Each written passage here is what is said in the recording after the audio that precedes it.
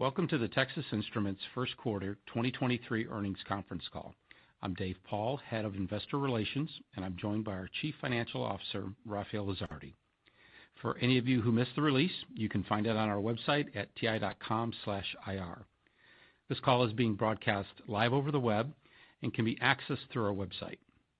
In addition, today's call is being recorded and will be available via replay on our website. This call will include forward-looking statements that involve risks and uncertainties that could cause TI's results to differ materially from management's current expectations. We encourage you to review the notice regarding forward-looking statements contained in the earnings release published today, as well as TI's most recent SEC filings for a more complete description. Today, we'll provide the following updates. First, I'll start with a quick overview of the quarter. Next, I'll provide some insight into first quarter's revenue results with some details of what we're seeing with respect to our end markets. Lastly, Rafael will cover the financial results and our guidance for the second quarter of 2023. Starting with a quick overview of the first quarter. Revenue in the quarter came in about as expected at $4.4 billion, a decrease of 6% sequentially and 11% year over year.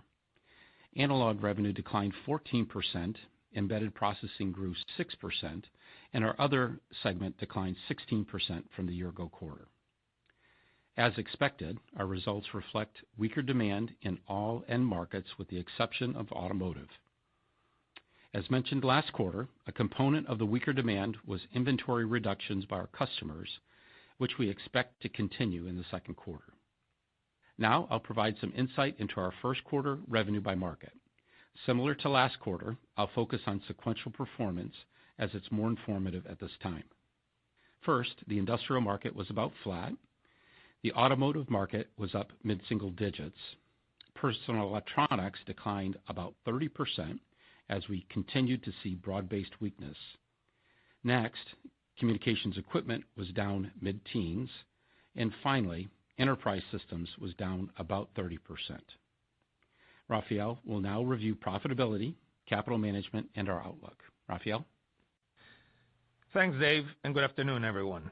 As Dave mentioned, first quarter revenue was $4.4 billion, down 11% from a year ago. Gross profit in the quarter was $2.9 billion, or 65% of revenue. From a year ago, gross profit margin decreased 480 basis points. Operating expenses in the quarter were $929 million, up 14% from a year ago and about as expected.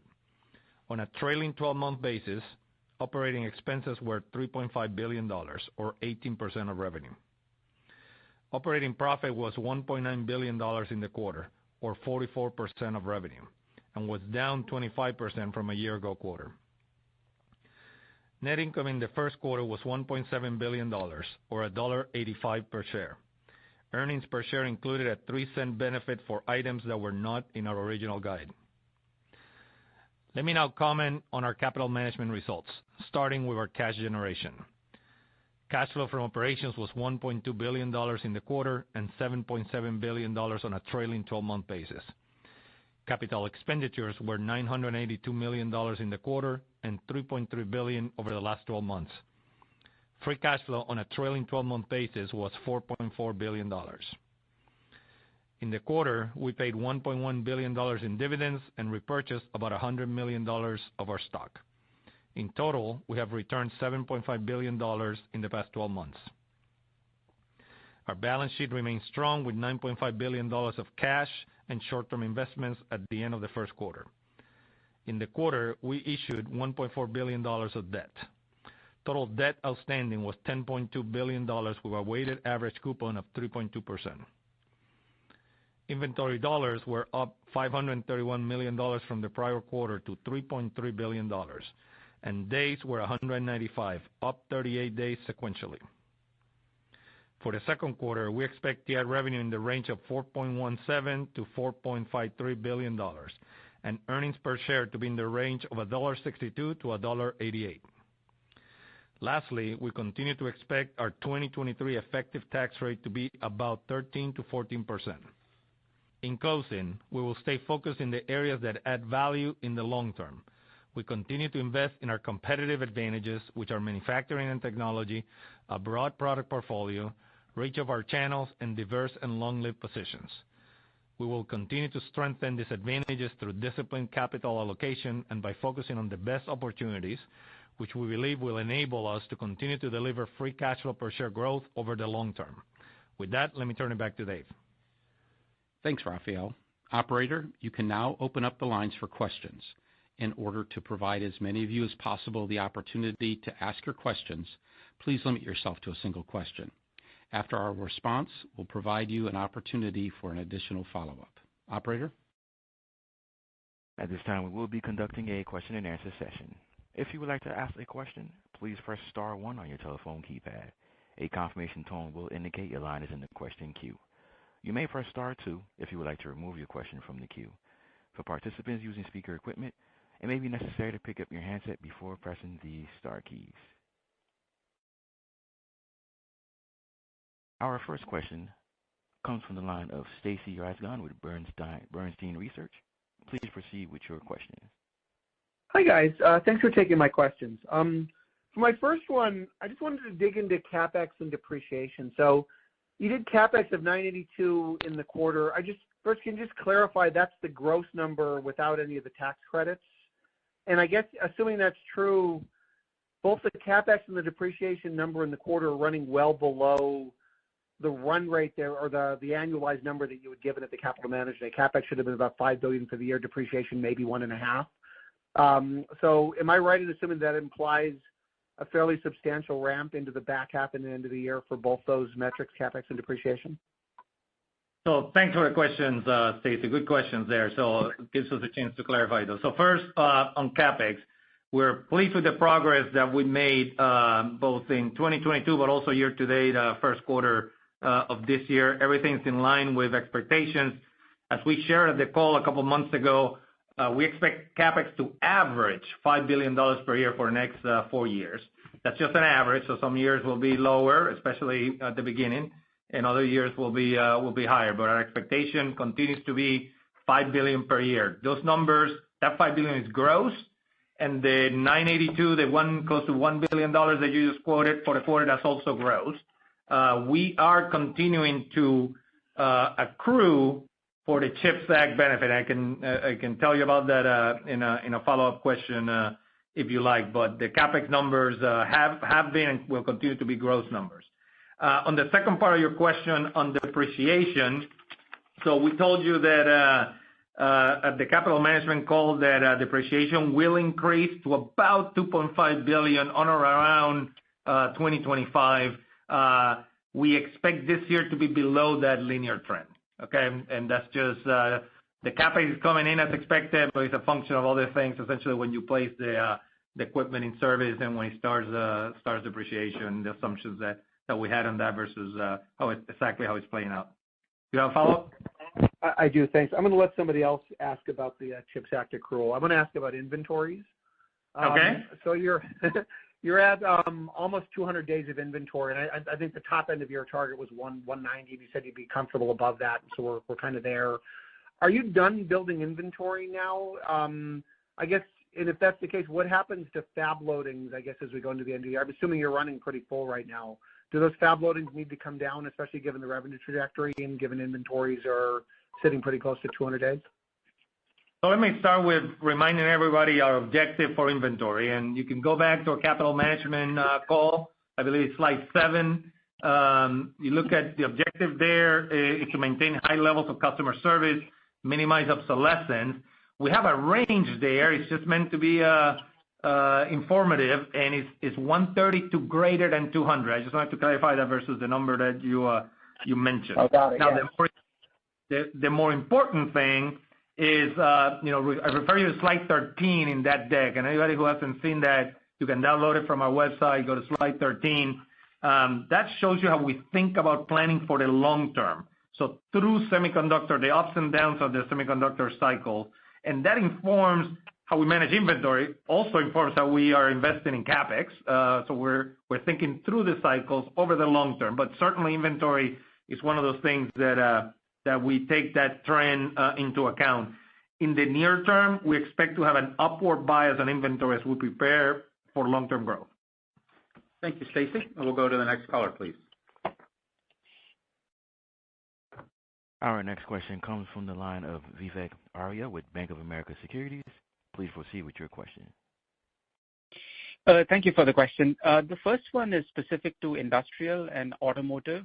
If I heard you, Dave, I think you said industrial was flattish in Q1. I think it was down 10% in the last quarter. So it seems like it's starting to flatten out, but I just wanted to check if that's the right conclusion. I think autos was up mid-single in both Q4, and I thought you said in Q1 as well. So that also seems to be in the right direction. So the specific question is, as we look into Q2, how should we think about industrial and auto? Can they stay at least kind of flattish, or do you think that they are also exposed to the macro weakness? Yeah. So, first, confirm that you heard correctly. Industrial market was about flat in the first quarter, and automotive was up mid-single digits.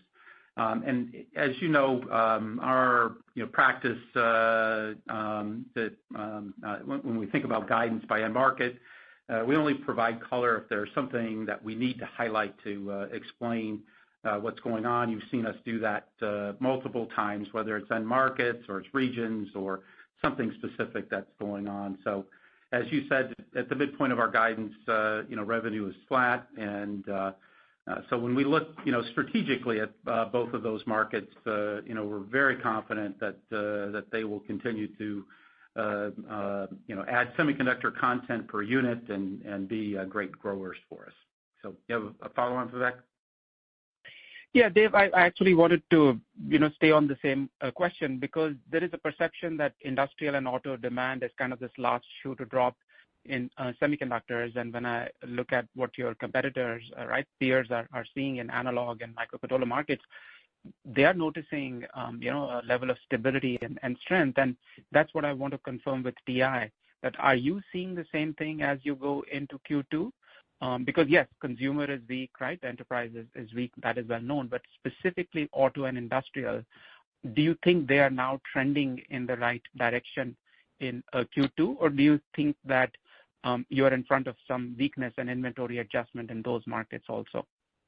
Yeah, and again, we're not trying to provide guidance by specific markets. The overall outlook is roughly flat into second quarter. If we had something specific to call out, we would. And I think our approach to building closer relationships with customers, what we're doing in our channels, our product portfolio continues to strengthen, the capacity that we add, are all things that continue to put us in a great position to service customers and service them well over time. But so we're just not going to go into specifics of each market in the second quarter. So thanks for those questions, and we'll go on to the next caller, please. Our next question comes from the line of Timothy Arcuri with UBS. Please proceed with your question. Thanks a lot. Dave, I guess I wanted to ask sort of where you think you are in the cycle, because you have less disti exposure than many of your peers. So in theory, you should be farther along the inventory correction, and you're more connected in real time to demand. So when you sort of look at your customer inventory levels, where do you think we are? Do you think that we're sort of in the late innings of the correction for you because you are a bit more connected to demand in real time? Yeah, I think, Tim, as you know, this is the first time that our markets, not only for us, but the industry, have behaved differently as we've gone into this cycle. So, if you look at personal electronics, we began seeing weakness in personal electronics back second quarter a year ago, right? So we're now into our fourth quarter of weaker demand.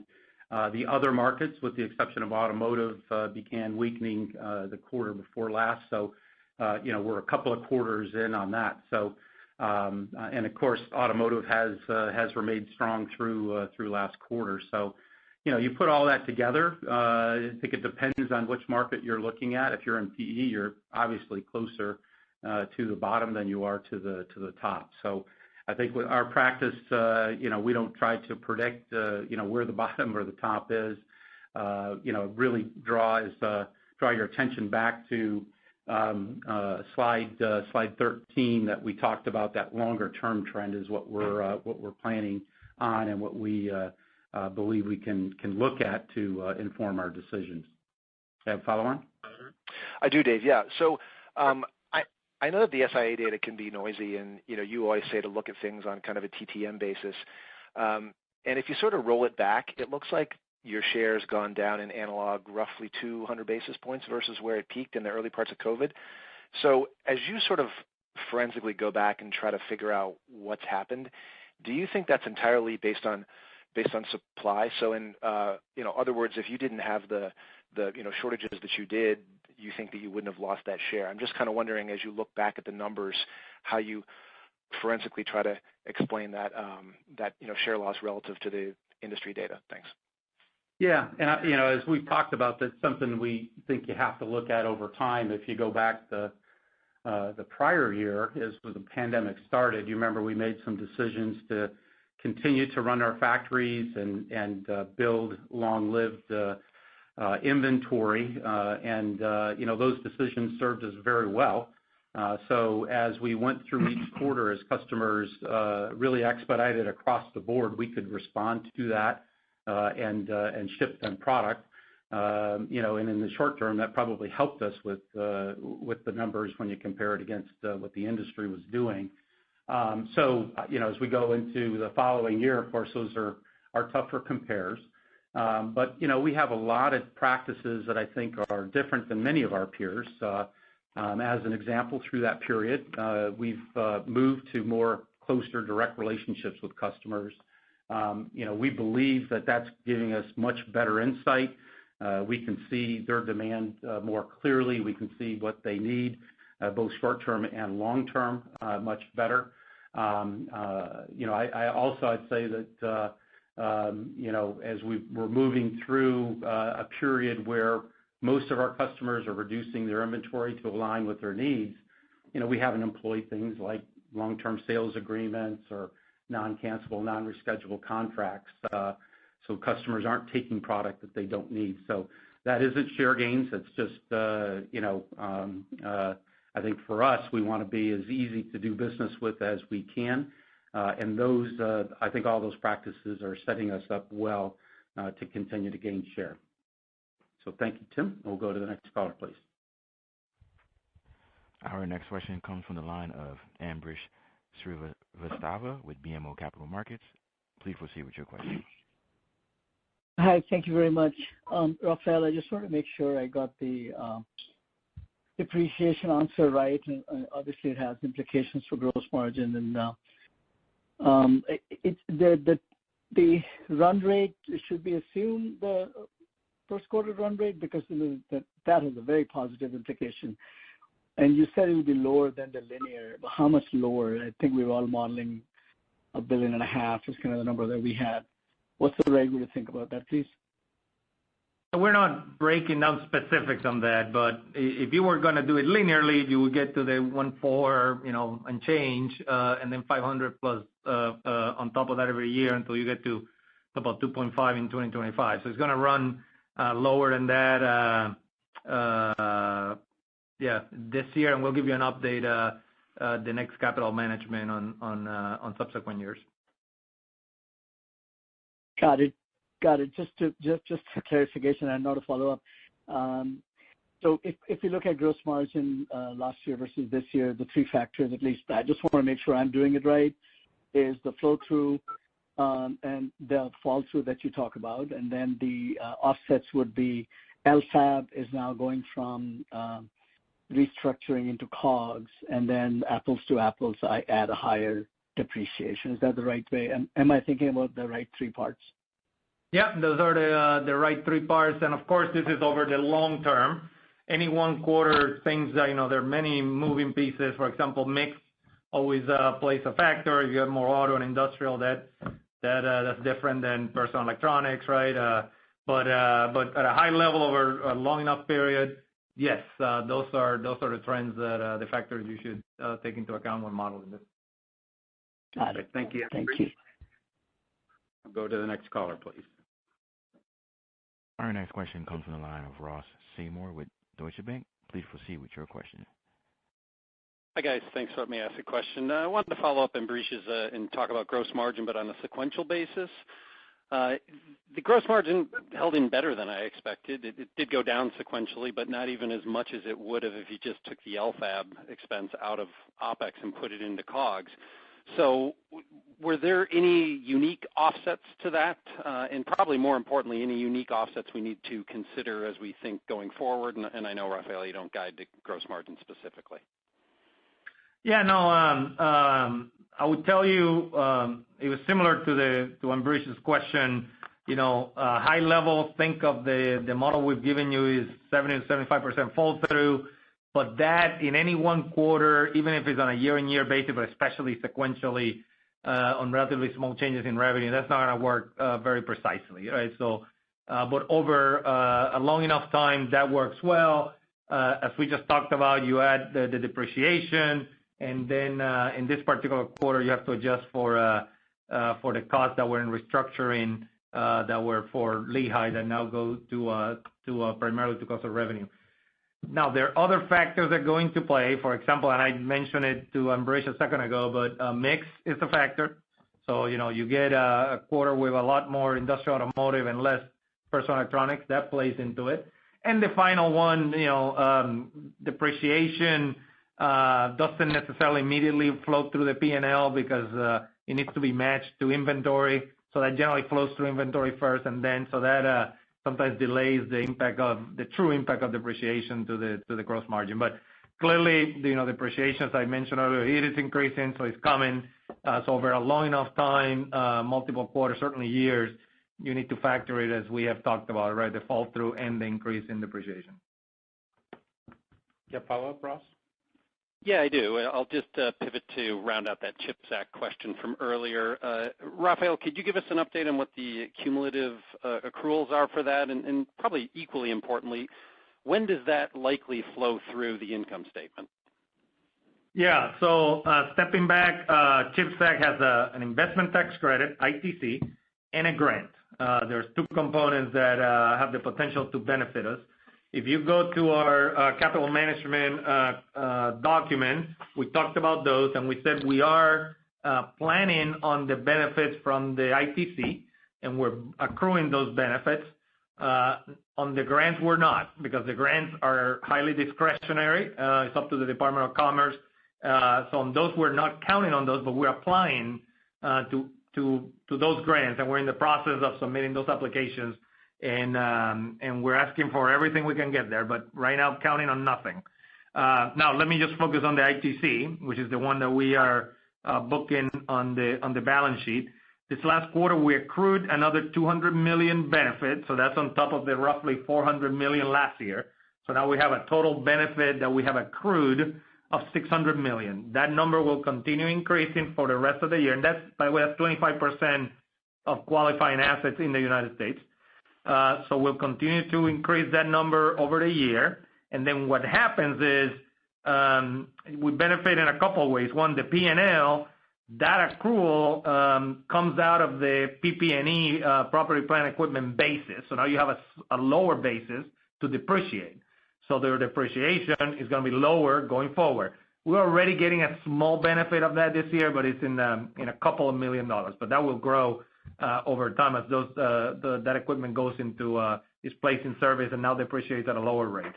More importantly, the cash benefit associated with that we get the following year. So anything that we accrue this year and in 22 and is placed in service in 2023, we will get that cash at the end of 2024. Okay, and that's what we're planning on. I think that answered your question fairly well. Okay. Yep. Thank you, Ross. We'll go to the next caller, please. Our next question comes from the line of Chris Danely with Citi. Please proceed with your question. Hey, thanks, guys. just some color on the inventory correction you're seeing out there. So do you think that we're through the worst of it? Maybe talk about where it's, I guess, lower or where it's higher. Do you think that it's getting better at this point or getting worse, or can we not tell? Yeah, I think Chris is one of the previous questions somewhat similar, right? I think you have to look at it by market. Certainly in personal electronics, being in the fourth quarter of the weakness, would indicate you're probably closer to the bottom. There's no guarantee of that, but you're probably closer than in other markets, right? So, that just isn't something that we try to predict, and what we do use to kind of guide how we think about things and where we make investments is that gray line on the chart that we've talked about. That's really what's important, is being ready for the longer term growth. And that's where our focus is. You have a follow on? Yeah, can you just talk about the linearity of bookings during the quarter and how your backlog looks now versus, I guess, 3 months ago, and what does that imply for the second half of the year? Yeah, so our linearity was stronger in the last month of the quarter, and in backlog, I would say, as you know, we've got sales flowing through TI.com. We've got sales that are on consignment where we get direct feeds and we don't actually carry a backlog. So we just don't put a lot of emphasis on the backlog overall, I think, compared to many of our peers. But we've got really good visibility because of our close relationships with customers, the fact that we're owning and controlling that inventory more directly. So actually we believe that gives us really great visibility on demand. So thank you, Chris. Great, thanks. You bet. Our next question comes from the line of Joe Moore with Morgan Stanley. Please proceed with your question. Great. Thank you, guys. I know you were pretty early to signal some of the headwinds that came in China from the COVID lockdowns. What are you seeing now as the economies reemerge? Are you starting to see that as potential strength going into the rest of the year? Yeah, Joe, I would say that we continue to believe the best way to look at our revenue and the changes in revenue is more more easily understood by looking at end markets. But there wasn't any significant change that we saw inside of China this last quarter. You have a follow on? Sure. And then, the down 30% in personal electronics and enterprise both, does that reflect any kind of share shift? As I know that you do have people multi-sourcing more in areas like that in phones and PCs and servers and whatnot. Are you seeing that as any kind of a headwind, or do you think that's just what the market, was down in the first quarter? Yeah, I think that as we've talked about before, share doesn't move quickly. We're in a position as we're building inventory, to support higher demand if it was to materialize. So again, we think that's mostly reflective of what's going on in the market. I think that's consistent with what you see, from customers and other data that you can see that's out there. So okay, thank you, Joe. And I believe we've got time for one more caller, please. Our next question comes from C.J. Muse with Evercore ISI. Please proceed with your question. Yeah, good afternoon. Thank you for taking the question. I just wanted to clarify and confirm some of the statements from earlier. So, your gross margins came a little better than what we thought for March. And so just curious, are you still on track for that $1.5 billion depreciation for the year? And were there any changes in kind of the timing of installation of equipment? Are you still seeing kind of the tight supply there? Yeah, so let me address that. First, CapEx. We're very pleased with how CapEx has come in. We did about $1 billion in the quarter. We talked a couple of months ago that we expect about $5 billion per year for the next 4 years. That's an average. So some years will be less, some years will be more. So $1 billion per quarter, that's obviously a $4 billion run rate for the year. So somewhere between 4 and 5 for this year would be about right on the CapEx, and that's coming in just as expected. Depreciation, what we talked about a couple of months ago at the call was we expect it to increase to $2.5 billion at some point in the future in 2025, on or about 2025. But this year we expect that trend to be below linear. So instead of $500 million increase per year from the starting point of 22, it'll be less than that in 2023. I think Ambrish had the specific number on that. We're not disclosing that at this point, but I would just tell you, look at, we just did 265 for the quarter, so you can do your own math of and that was 249 the previous quarter. So you can think of that and come up with a decent approximation of where that may end up, and we'll give you more details, obviously, in subsequent quarters. Do you have a follow-up? Yes, please. A longer-term question. One of the overriding themes for the last couple of quarters on the semi-equipment side is the vast spending by lagging edge domestic China, with an obvious focus kind of on the 90 nanometer plus. But I shouldn't discount the 28 nanometer plus part of the world. So, as you think about regionalization, as you think about perhaps a rising kind of competitor in the China landscape, looking out over the next 5+ years, how are you thinking about, the pros and cons and how you'll compete kind of in that environment? Thank you.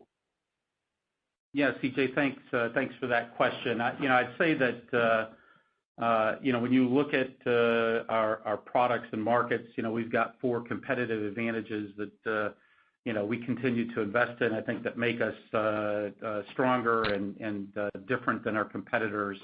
And we've talked about them before, right? The first is the manufacturing and technology. Owning and controlling those assets, we think, will be of growing importance, and where they are in the world also, we believe, will be a benefit to us as well. The second is our broad product portfolio. So competitors that we have, around the world, but especially in China, usually only compete with us in a very, very narrow slice of our product portfolio. That said, we've competed with those companies in some cases for a couple of decades now. So competition there isn't new, and they're good competitors. We can learn from them. We're not dismissive of them, and we very closely track, and I believe the number somewhere around 75 different competitors around the world that we'll compete with. The third competitive advantage is the reach of our market channels, and especially when you look at some of the smaller competitors in China, they just don't have the reach. They don't have the breadth of portfolio that attracts customers for engagement, and that just gives us better insight. And then the last is diversity and longevity. So there's not one market or technology that we're dependent on to provide market share lift. Now, we'll be dependent on all of them, and sometimes in the short term that may favor one competitor versus another, but longer term, because we compete broadly in all the markets, we think that will translate into long-term and sticky share gains. So overall, we're pleased and excited about where we are from a position standpoint, whether we're looking at our traditional competitors here in the U.S. or Europe, and as well as those in China. So, well, thank you very much, and I'll turn it over to Rafael to wrap us up. Yeah, thanks, Dave. Let me wrap up by reiterating what we have said previously. At our core, we're engineers, and technology is the foundation of our company. But ultimately, our objective and the best metric to measure progress and generate long-term value for owners is the growth of free cash flow per share. While we strive to achieve our objective, we will continue to pursue our 3 ambitions. We will act like owners who will own the company for decades. We will adapt and succeed in a world that's ever-changing. and we will be a company that we're personally proud to be a part of and would want as our neighbor. When we're successful, our employees, customers, communities, and owners all benefit. Thank you, and have a good evening. And this concludes today's conference, and you may disconnect your lines at this time. Thank you for your participation.